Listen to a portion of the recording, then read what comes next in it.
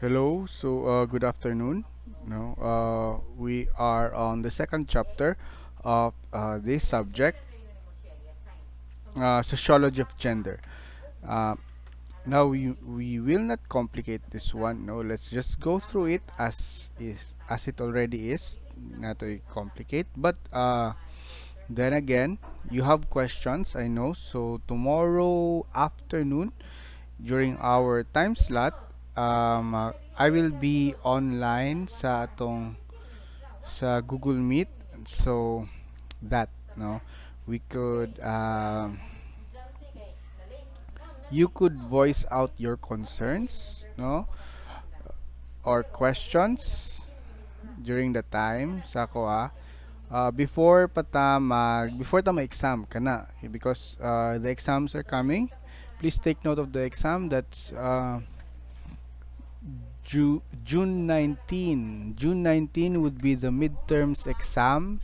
The coverage for our midterm exam is chapters 1, which was the introduction, chapter 2, which is kane, the sociology of gender, and culture. And if pwede na to inaton taman sa socialization, let's go also with that, no. So medyo hectic ang atong diretso mo gud ta midterm, but anyway, hopefully everything would be clarified to you, and I am really hoping that this type of approach and this type of platform effective ang instruction and to ang effective ang information because ma-review ninyo anytime ang topics.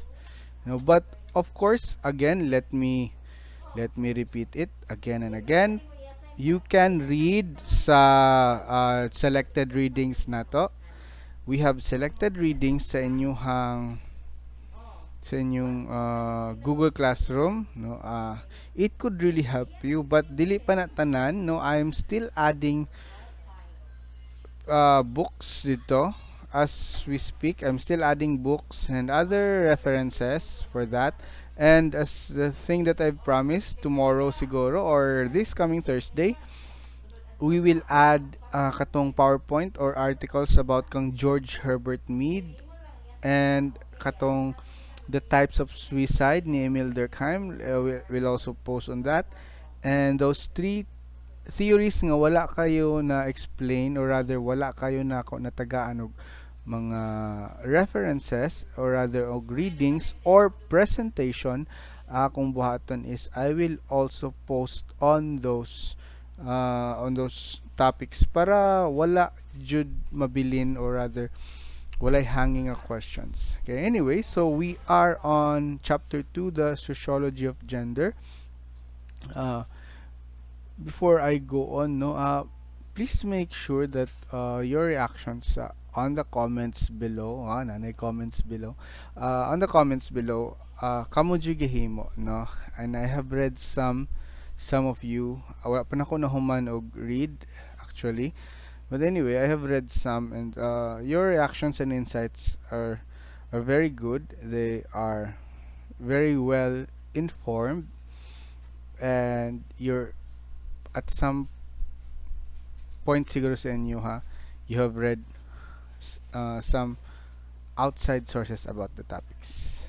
Okay, so in the chapter sociology of gender, no, we'll tackle the concept of gender in the bigger area of sociology. And yes, many of the concepts here, I don't personally find it in line with my belief system, but of for the sake of discussion, i-discuss na to siya. So let's move on, no. Wait, sige. Anyway, so sociology, there's this distinction between sex and gender. Let's remember that sex is the biological traits that societies use to assign people into the category of male or female. No, it's very self-explanatory. No? So if you have the genitalia of the male, so you're course lalaki ka, no, and of course babae ka. And of course you could have the argument, kasi sir, there are people who were born with both, right, with both organs, with both genitalia, but then again, in those cases, only one organ is dominant or functioning. So inana. So regardless, you will still have, in a general rule, no. So if you're born um with what are the organ that is associated with a male, of course lalaki ka. That's how simple it is sa ato ang kultura actually as Filipinos, that if you're born in that, and then nana ka. If you're born with the female parts, then you're a female, of course, no. And there's nothing wrong with being born sa state nga gipanganak ka, no, no. So it's more simple, less complex, but with the advent of the other concepts, which is gender, no, dira na din makomplicate ang mga butang-butang. So we have the definition, or rather we have the explanation here, that gender is of course more fluid. It involves social norms and attitudes and activities that society deems more appropriate for one sex over another. Gender is also determined by what an individual feels and does. Diri actually, in terms of gender studies, diri na fail ang gender studies, because, or diri na fail ang kanang discipline, because of this concept, the feeling concept, right? Because you can't be scientific with just feelings, no. So that's what you call medyo subjective na ang realm, or ang area sa when you go to the concept of gender. Kay subjective na siya.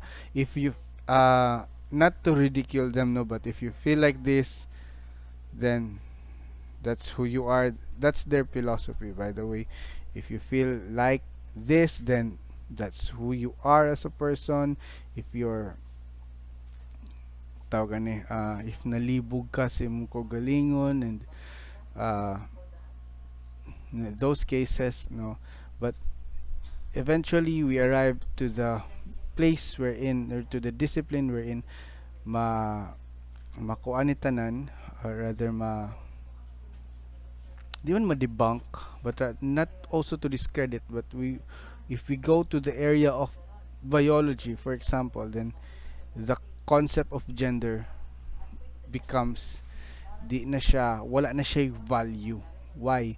Because feeling is not an objective nga construct, no. It's very subjective.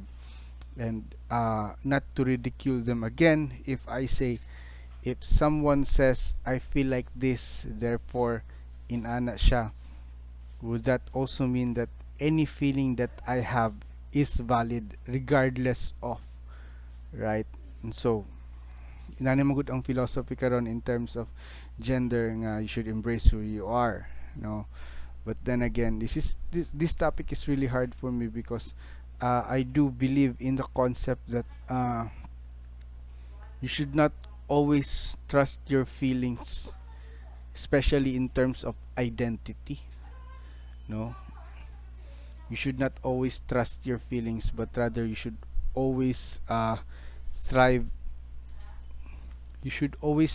to be more, no, in that concept of identity. You always try to go beyond, or to transcend feelings kana. Because what if somebody says inani sila, and then in the long run they're still confused and lahi na pud sila, and so what they have is they end up with a butanta, with an identity that's very frail. Why? Because kay lagi based on feelings, kana akong problema ani nga concept. But anyway, for the sake of discussion, that's gender. It's fluid, no. And yes, we have the people of the alphabet, the LGBTQ, so they have They also cling on to this concept because it validates their plight or their identity as an individual. No. Anyways, the sociology of gender examines how society influences our understanding and perception of differences between masculinity and femininity. No, unsay appropriate behavior sa man, unsay appropriate behavior sa woman. How should we act in accordance to in context to society? No, so inana. No. So gender identity in this regard also shapes how we think about others and ourselves, and also influences our behavior. No. So that, no. Another term would be sexuality. It's about sexual attraction, no, sexual practices and identity, just as sex and gender don't always align. Nanapud tay concept ng wala ni align, no. So lahi na pud ang sexuality. So lahi imong sexual it in this butang field, lahi imuhang gender, lahi imuhang sex, and lahi imuhang sexuality. And in that, maybe ga produce na ta, maybe this discipline does not really help in terms of the development of the person, no, or the society. Don't get me wrong, no. I do believe in the concept of equality between male and female. I do believe in the concept that women have their own rights as an individual, not just an object, but actually what we have already achieved that before, no. And the question is, what more are we asking for, right? Anyway, in this concept, people can identify along a wide spectrum of sexualities, from hetero, gay, lesbian, bisexual, queer, and they have so many butanta types and categories. Now, munang gitawag sila the people of the alphabet, because they are actually, no, putting letters into the LGBTQ and so on and so forth. No?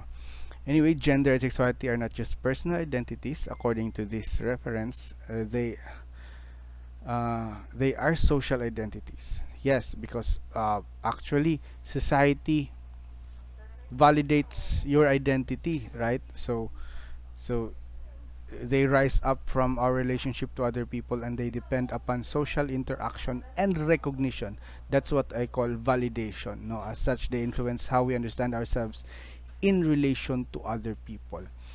Um, the identity that you portray in public actually is shaped by the identity by the people around you, and people around you and your immediate environment and your bigger environment, no. If you're familiar with Bronfenbrenner's theory, nagkadako ang sa spectrum sa impact sa institution and environment dira sa tao.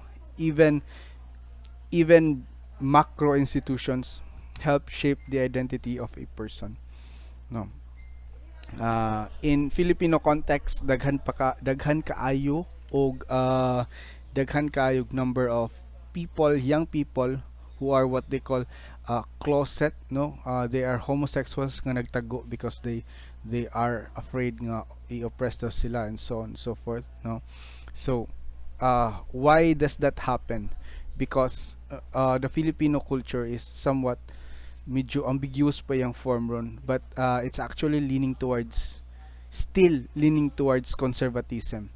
We cannot do away with conservatism as we speak karon. Even as you say, daghan ay liberated. Yes, daghay liberated, daghay sexually active, daghay promiscuity, mas open na ang mga batanon ron. But then again, there's still the hold of the what conservatism nga perspective within our society. There's still a large number, or there's still majority of the people in the Filipino nga culture who still adhere to the paradigm of conservatism. Why?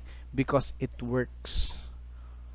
Why? Because of tradition. Why? Because of religion. So that. Okay.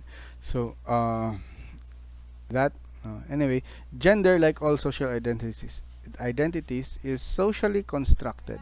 So mm, they believe, no, rather, uh, we have two paradigms with this. The conservatives would say gender is constructed by your biological factors, by the biological factors mo. Now that, and so with neoliberal, we have social identity, or rather we have gender as socially constructed. But at some point this is true, no? How you act as a man, how you act as a woman, how you act as a male or a female, is actually constructed by the people around you. You know, if you if you remember Freud, right? There was a time in our developmental stage wherein uh, we developed the complex, right? The Electra and the Oedipus complex. No, not too much of that, but then again, this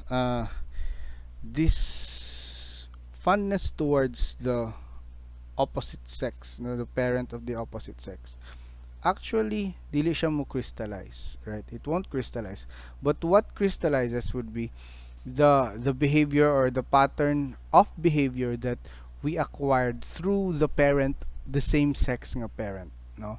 And so for in the Oedipus nga complex, for example, we tried the boy would try to please his mother by imitating his father, no? And so this, the feeling of the Oedipus complex would not crystallize in the personality in the normal development. It would not crystallize in the personality of the boy, but what would crystallize is the set or pattern of behavior nga nakuha niya sa iyahang papa. So a boy would try to imitate his father para i-please niya iyang mama, right? And so magsuot po siya shoes sa iyang papa, and magkuha po siya og kalo just like his father, and so on, just to please the kwan, right? But this behavior would we crystallize sa iya that it becomes the stereotype, it becomes his blueprint for what should be, even at an early age, right? So it is still socially constructed at to some point, no? Anyway, social constructionism is one of the key theories sociologists use to put gender into historical and cultural focus. No? Social constructionism is a social theory about how meaning is created through social interaction, through the things we do and say with other people.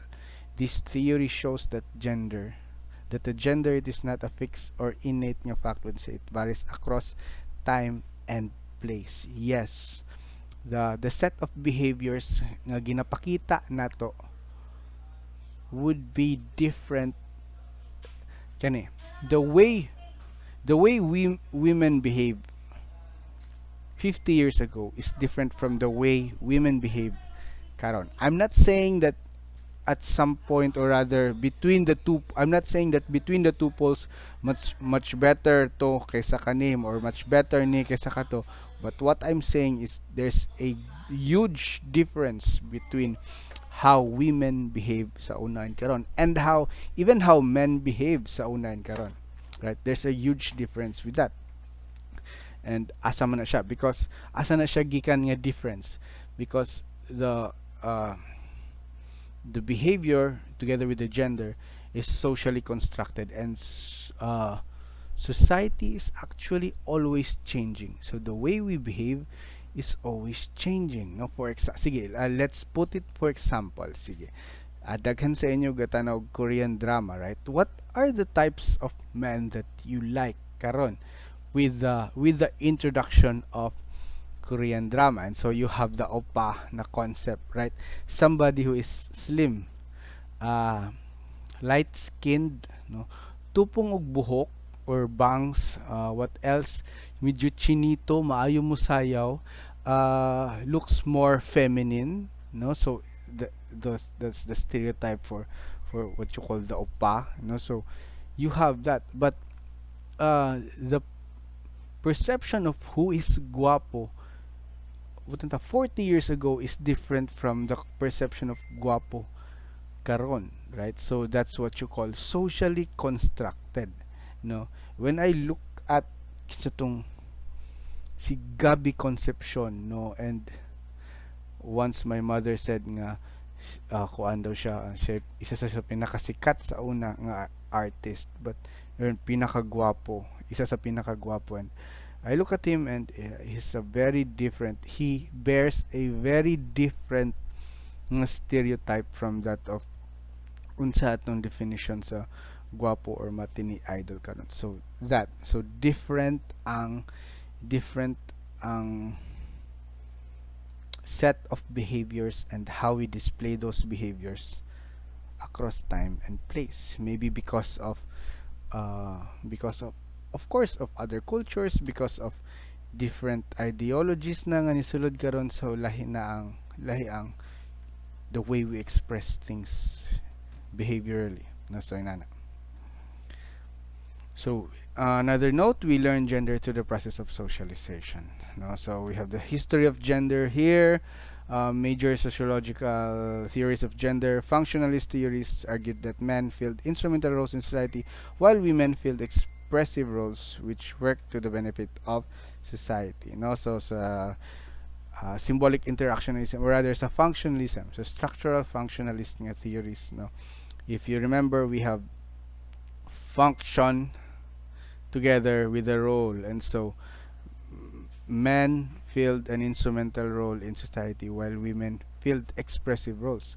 But this is a very archaic nga theory if ibutang nimo siya in context of gender. Why? Because women also play instrumental roles in society, and pwede nimo siya balihon because men played expressive roles. But then again, these roles are not based ga interlaps lang siya, but they don't altogether mix, because ang instrumental roles sa babae is still limited sa pagkababae, and ang expressive role sa lalaki, if mo go siya in that range, is still different from the way mo express ang isa ka babae. Right. So symbolic interactionist, no, focus on the micro level everyday interaction that produce and challenge gender as we know it. So because di ba, symbolic interactionism, if you go back to it, no, we interact with other people, and from this interaction comes the meaning that we pull through from that interaction, the meaning, the data, the information, we get it from the other person, and so we create meaning out of that interaction with other people. And so in the area of gender, no, we interact with other people, and then for example, as little children, we interact with other people, and then what would happen is that we know how to behave as such by looking at the opposite. To point it clearly, a boy learns how to be a boy by knowing what it is, what factor plays nga dili siya panlalaki. And that's very simple, and that's not complex at all. For example, so we interact, right? So ang bata nga lalaki would play with toys, for example, and that's very general. Play with toys, and then what would happen is, the more they interact with other children, the more they realize that the gender that they bear, or that they have, or the set of behaviors with their gender, actually has its limits, right? And so if a boy plays with a doll, for example, and so he's ostracized, and or rather sungugon siya, ngi dula kag dal pambabae man na. And so what would happen is that the boy actually creates meaning out of the interaction, and so creates the meaning ang boy di magdula og dal. And so what does a boy play with, right? And so that's a starting point, no? Ang boy dili magsayal, ang girl dili maginani, and so on and so forth, right? No, so we create meaning out of those interaction, and then we push through beyond those meaning by behaving in such a way nga within that bounds lang taman, no? And again, let me repeat it, it's good to have boundaries. Why? Because kabalo ka, asa ka mo lugar, asa ka mo behave, how would you behave, right? So that, no, in conservative societies, it's one of their, yes, you might say it's one of the butanta spots wherein it needs more work and development, but it's also some of the parts sa ilang society uh wherein muy nahimo nilang strength, no? For example, the Muslim maranaw nga culture, right? That you should behave as is, and a woman should behave like this and like that, and so that, you know, so their women would really behave to be in such a way nga mo follow siya sa norms. And so that's the good thing with boundaries, no? Because what we are witnessing right now is, of course, with the liberalism that is on the rise, is that you could be everything. But that's actually a lie, because you can't be everything. There will always be boundaries. There will always be, no, there will always be that something that controls. There must always be this something that controls your behavior, and you cannot be anything. You cannot be everything. No? So medyo negative siya, no, right? But it's actually true.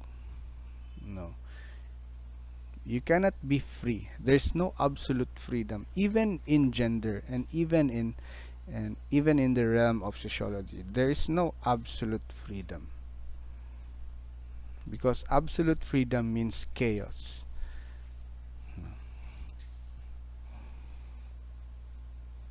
So conflict theory focus on how gender and assumptions and biases about gender differences lead to the empowerment of men, oppression of women, and structural inequality of men relative to men. This is actually very archaic, but it's true. At some point in the history of mankind, women are considered lesser status than men. But as you might see karon sa atong societies, this is already dili man to the point nga solved siya, but we are actually doing a good job in terms of empowering women. But let me say this again, no, we should empower women, no, not at the expense of butanta invalidating men. So inana lang, no. Yes, we could empower women, but not to the expense nga ang lalaki atong bring to his knees. We could empower both, right? So inana lang. Okay, feminist theories, no, focus on structural forces, values, worldviews, norms, and everyday behaviors that create inequality and injustice on the basis of gender. Importantly, they also focus on how these social forces can be changed to create a just and equal society in which no one is penalized for their gender. Kana. In our society, in our culture, actually, what we have is a very great opportunity for women, because we have almost, or rather, we're doing a good job in that aspect, no, the empowerment of women, no. But then again, no, if tanaw nimo in a wider spectrum in different societies, medyo layo pa gyud siya. Dili gyud siya inana ka, di pa siya 100% because like uh I think it was in the late 2019 or early 2020. I think it was in the late 2019 nga, or mid 2019 nga, na permit na ang mga babae sa Saudi to drive cars, no, and that's how patriarchal the system is, no, but the system works for them sa ilang culture, no, and the way they behave. So I won't I won't touch on that saying ilang society is inani or if it's good or bad. What I'm trying to say is in that aspect lang of women empowerment, medyo na ay development. So kana. So, but it still needs more work, labi na sa other parts sa kalibutan, because there are still other parts sa kalibutan, other countries that there are even other countries and cultures nga they still practice uh, uh, FGM, right? So it's a very gross nga practice to do sa ilang kultura. Anyway, material inequalities. Are women and men equal now? Of course, no. Yes, some sort of, no, sort of nga equal na ta, or even if tan-awon gani mo sa academe,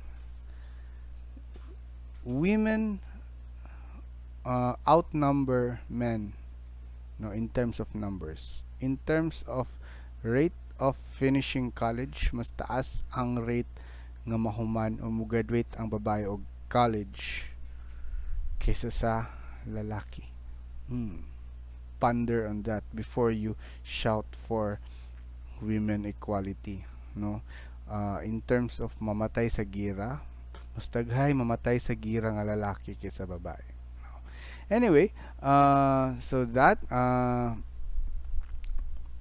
I won't delve into this much longer, no. Men have always been considered stronger than females. Yes, that's true since the beginning of time. Actually, that's true. Physically, we're, no, but kanilang siya nga concept ng good tanan in all aspect. But what remains true is that physically, men have always been stronger than women. That physical, emotional wise, that's a different story. I think gituyo siya sa Ginoo nga ang babae ang mga anak because they're more strong in terms of the emotional aspect. Kana, no, and because they're stronger with that, no, they can withstand higher tolerance or higher levels of pain kaysa sa lalaki.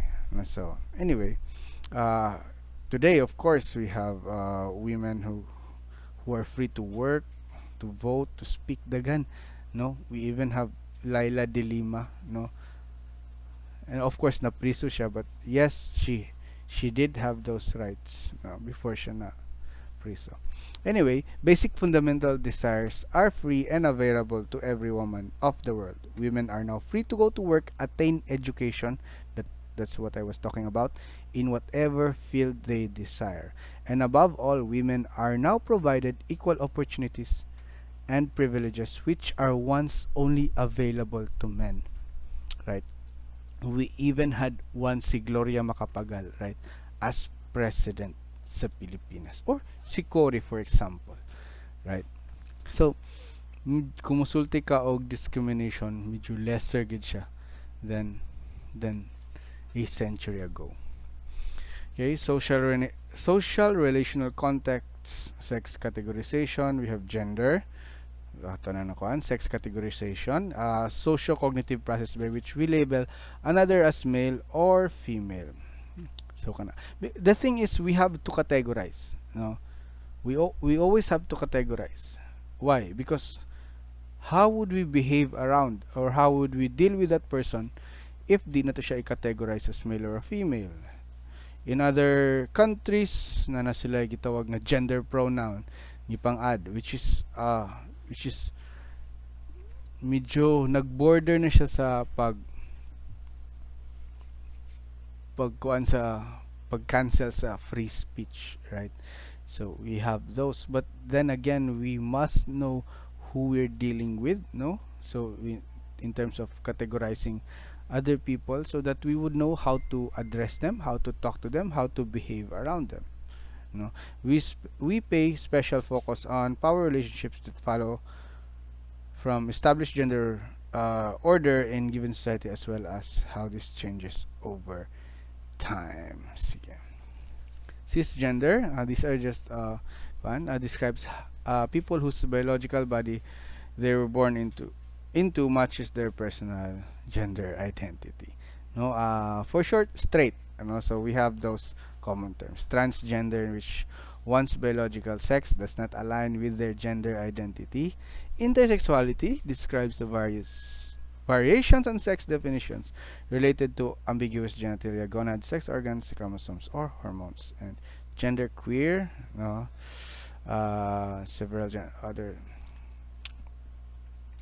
Actually, fluid na kaning queer. No, sorry kay ha, but fluid na jud kay siya. You have, for example, you have homosexual. You have a person who is a homosexual.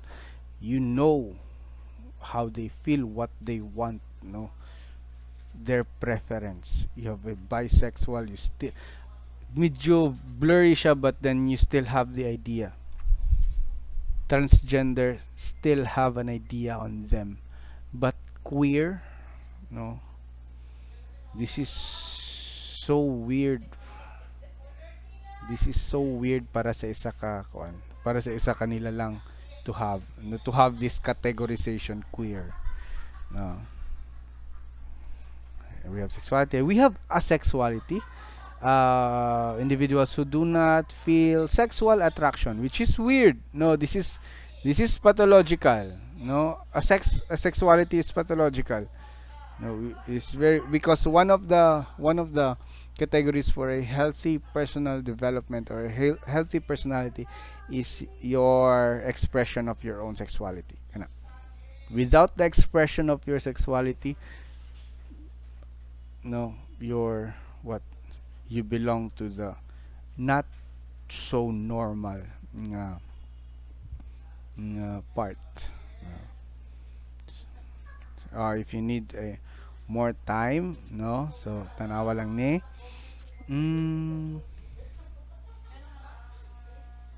features of the gender system. So gender system, you know, sa in our culture, we have the binary gender system, lalaki babae, but in other cultures they have the non-binary, which includes the LGBTQ, no. Take note, I do respect them as a person, but in terms of politicizing and mutanta influencing young people, dira lang ko mo palag, you know, in terms of them asking for respect, then they have my utmost respect as an individual, ha, as an individual. But if you talk about influencing other people, or especially young people, you know, if you are in the position of power, in a position of influence, and then you try to influence young people, you know, dira na ko mo palag. Why? Because confused young people, confused teenagers needs guidance. They don't need your political gender influence on them. So inana lang. So that's not sige, you can read through this, no, but actually most points sa chapter 2 nahatag na nako. Kani is actually very archaic because na-equalize na gid unequal pay of let's use logic. Unequal pay, of course, no, because men can work longer hours than women. Kana pod sexual harassment kana lang yun in that aspect, dira wita nagkulang because daghan pa kayo og areas sa atong society that women are sexually harassed, no. even kanang catcalling nila sa dalan, right? They have a meme about that, that ana sila nga, uh, tell your girlfriend nga gwapa siya, or maunhan ka og sulti sa mga construction worker, which is actually true. Manlabay na gina sila, or mga ang uban jeepney driver, grabe maka catcall sa mga babae, which is a form of sexual harassment, no? So kana nga area sa atong society, it needs more work. Racism, not actually, no? Ang discrimination lang yun nato diri, actually ang pinakadako nga discrimination sa isa sa pinakadako, not only, but isa sa pinakadako nga discrimination sa Pilipinas would be uh, the Tagalogs, no, discriminating on the mga Bisaya, ano. They have a number of colorful jargons nga matawag sa ato, no? So anyway, women are promoted less often than men, not actually, because daghan sa mga position of power karon are held by women, and fear of asking to be paid what you're worth, no, actually it's not, no. Medyo daghan na kay karon. Even if you look at your sige, here in Iligan Medical Center College, if you look at your deans, halos tanan deans sa tanan departments diri babae, halos tanan, or tanan, halos tanan siguro, right? So that, so changing cultural belief, no, so we have that. That's true. Hegemonic cultural beliefs gender act as the rules of gender system, no? And these beliefs have self-fulfilling effects on perceptions and behaviors that give them a remarkable ability to persist in the face of social change that might undermine them, no, because of power play, power differential, or politics. Medyo instead nga na change, no, medyo madugay siya, so inana, no. But something's weird with Philippine politics, because we tend to vote and place into power mga lalaki nga mga babaero. Isa jud na sa akong question, why do we do that? Why do we put into power mga lalaki nga babaero? Why? It plays a big role sa culture, but dili kay nako put my hand into it. Ano ka jud, no?